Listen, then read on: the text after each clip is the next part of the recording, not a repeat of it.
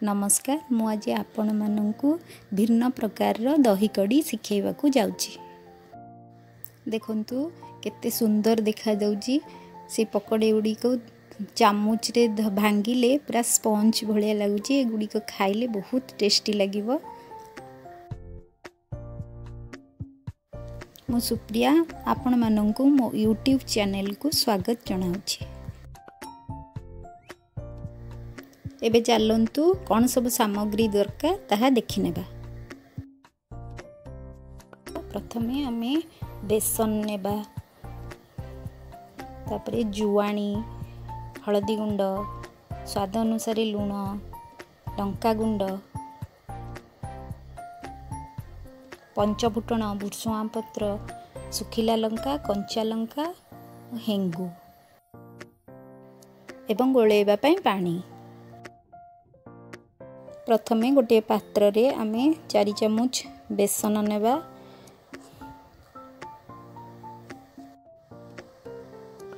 तबरे हळदी गुंड, लंका गुंड, लूण, हेंगु, जुआणी को आमे हातरे एमती घसीकिरी ता धेरे पकेबा हेले तार फ्लेवरटा भलो आसीबो। तापरे आमे ताको आस्ते आस्ते पानी देकी तार घोल प्रस्तुत करिबा। घोल को अति पानी करिवेनी, बहलिया करी रखिबे। जेमती आपण माने पकोड़ी तयारी प्रस्तुत करंती से भली आमे ताको 3-4 मिनिट सेमती गोलेकी रखिबा। घोलटा को एभली बनेइबे जेमती सेथरे किछि लम्स रहिबनी। घोलटा को गोली गोली पूरा स्मूथ बनै देबे। तापरे से घोल को आमे 3-5 मिनिट घोड़ेकी रखिबा। एबे आमे कड़ी पई प्रस्तुति करिबा। प्रथमे बेसन 2 चम्मच, तापरे धनिया गुंड नेबा, तापरे हळदी गुंड, लंका गुंड, लूण, तापरे पानी देकी ताको पूरा पानिया करिकिरी घोल प्रस्तुत करिवे। ताको बारंबार फेंटिउ थिबे जेमती ता देहरे किछि बिंडा न रहि जाए। बेसन रो बिंडा जेमती किछि न रहे सेति पई ताको बारंबार हम एमती पानी अल्प अल्प पानी देकिरी एमती घोलटा को प्रस्तुत करिवा। पूरा पानी कर दबा ताको। एबे मु गोटे कप दही रे 2 कप पानी मिसई ताको भलो भाबरे एई भलिया फेंटिकिरी ताको रखिबे। दहीटा हमर पूरा पानी हेबा दरकार। कड़ी पई पानी दही ही दरकार। बहला दही हेले कड़ीटा भलो भाबरे प्रस्तुत हेई परिबो नाही। एबे मु दही रे से गोला हेकी रखा हितबा बेसन को गोळौची। गोळेकी सेमती घांटू थिबे, जमा हाथ बंद करिवेनी। किछि समय पई सेमती घांटी घांटी ताकू रखिबे। एबे चलंतु आमे करेई रे तेल गरम करी पकोड़ी प्रस्तुत करिवे। देखंतु से पकोड़ी रो घोलटा केते सॉफ्ट और स्मूथ हे जाईची। ताकू आमे पकोड़ी जो भली प्रस्तुत करा जाए से भली तार कलर भी देखंतु केमती चेंज हे जाईची। एबे आमे करेई रे पकोड़ी पकेइबा।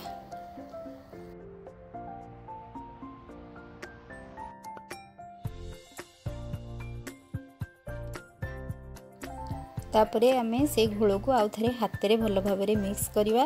प्राय 1 मिनिट समय पर्यंत ताकू सेमती घांटू थिबा।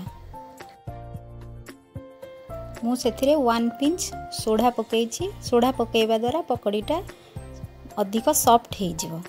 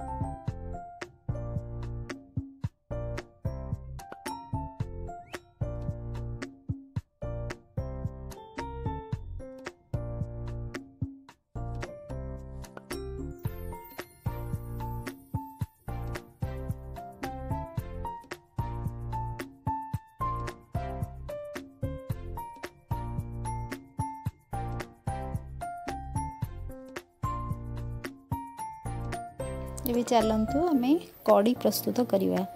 ପ୍ୟାନ୍ରେ 2 ଚାମଚ ତେଲ ପକାଇବା, ତାପରେ 3-4ଟା ଲବଙ୍ଗ ସେଥିରେ ପକାଇବା। ଏବେ ମୁଁ ସେଥିରେ 5 ଫୁଟଣ ପକାଇବି।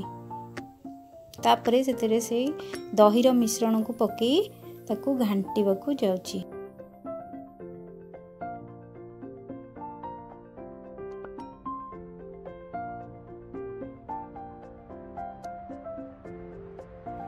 से दहीर मिश्रण को सेमती करेईरे घांटू थिबे, हाथ जमा बंद करिवेनी नहले सेगुड़िक सब बिंडा बिंडा हो जिवो।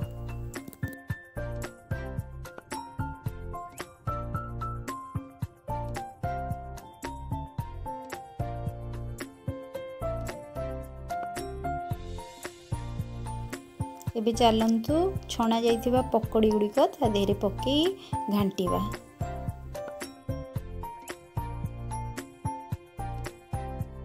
एमती तो आपण माने बहुत थर कड़ी प्रस्तुत करथिबे, किंतु ता देहरे पकोड़ी पकेइबा द्वारा तार टेस्ट अधिक बढ़ी जाए।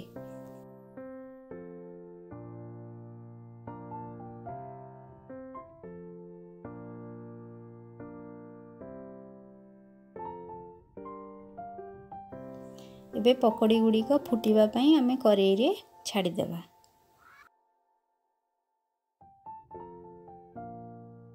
एबे चलंतु आमे कड़ी पई छुंक प्रस्तुत करिवा। प्रथमे तेल 2 चामच नबा, तातरे ता भितरे 5 फुटण, सुखिला लंका, भुसुआ पत्र, कंचा लंका, हेंगू सब पकेकी से कड़ी रे पकेई देबा। एबे देखंतु आमर प्रस्तुत हो गला दही कड़ी। यह एक भिन्न प्रकार दही कड़ी। आपण माने या को प्रस्तुत करिया पई चेष्टा करंतु, देखिबे बहुत स्वादिष्ट। आपण माने या को उषुम थिबा अवस्था रे खाइबे, पूरा ठंडा हैला जाई या को रखिबेनी, कारण पकोड़ी गुड़ी को कड़ी गुड़ी को सब सोक करि जिवो। आपण आ तार जूस पाइबेनी खाइबा पई। देखंतु पकोड़ी गुड़िक केते सॉफ्ट हेजी, चामच लगो लगो से गुड़िक केमती भांगी जाउची। आपण माने तो मो वीडियो को देखुचंती किंतु ताकू लाइक करने को भूली जाउचंती। प्लीज आपण माने लाइक करंतु, शेयर करंतु, सब्सक्राइब करंतु। मो आपण माननकु पर वीडियो रे नुआ रेसिपी देखेबा चेष्टा करिवि।